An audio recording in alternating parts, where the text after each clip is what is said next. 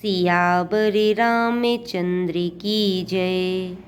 यही विधि निज गुण दोष कही, सब ही बहुरी सिरु नाई। वरनो रघुबर बिसद जसु, सुनि कलि कल से नसाई। सियावर रामचंद्र की जय। इस प्रकार अपने गुण दोषों को कहकर और सबको फिर सिर नवाकर मैं श्री रघुनाथ जी का निर्मल यश वर्णन करता हूँ, जिसके सुनने से कलयुग के पाप नष्ट हो जाते हैं। जागे वलिक जो कथा सुहाई, भरद्वाज मुनि बरहि सुनाई। कहे हूँ सोई संवादि बखानी, सुनहु सकल सज्जन सुकुमानी। मुनि याज्ञवल्क्य जी ने जो सुहावनी कथा मुनि श्रेष्ठ भरद्वाज जी को सुनाई थी, उसी संवाद को मैं बखान कर कहूँगा। सब सज्जन सुख का अनुभव करते हुए उसे सुने। शंभु कीन यह चरित सुहावा, बहुरी कृपा करी उमहि सुनावा। सोई स्यो काक भुसुंडी दीन्हा, राम भगत अधिकारी चिन्हा। शिव जी ने पहले इस सुहावने चरित्र को रचा, फिर कृपा करके पार्वती जी को सुनाया। वही चरित्र शिव जी ने काक भुसुंडी जी को राम भक्त और अधिकारी पहचान कर दिया। तेहि सन याज्ञवल्क्य पुनि पावा, तिन्ह पुनि भरद्वाज प्रति गावा।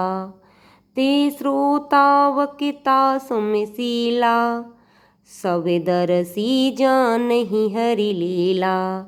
उन काक भुसुंडी जी से फिर याज्ञवल्क्य जी ने पाया और उन्होंने फिर उसे भरद्वाज जी को गाकर सुनाया। वे दोनों वक्ता और श्रोता याज्ञवल्क्य और भरद्वाज समान शील वाले और समदर्शी हैं और श्रीहरि की लीला को जानते हैं। जानहि तीन काल निज ज्ञाना, कर तलगत आमलक समाना। औरों जे हरि भगत सुजाना, कहहि सुनहि समुझहि विधि नाना।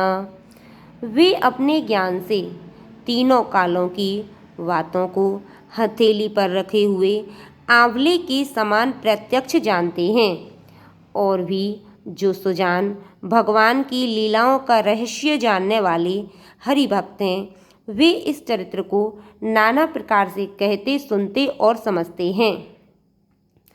मैं पुनि निज गुर सन सुनी, कथा सुसु करे खेत।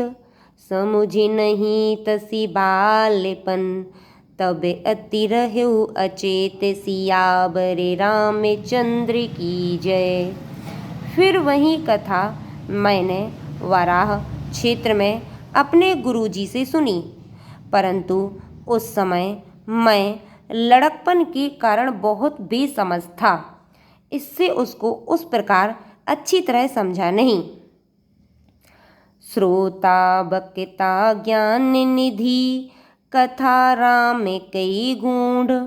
किमि समझऊ मैं जीव जड़, कलिमल ग्रसित विमूढ़। सियावर रामचंद्र की जय।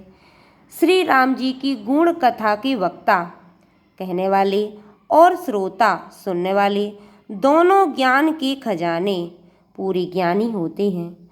मैं कलयुग के पापों से ग्रसा हुआ महामूढ़ जड़ जीव भला उसको कैसे समझ सकता था। सियावर रामचंद्र की जय।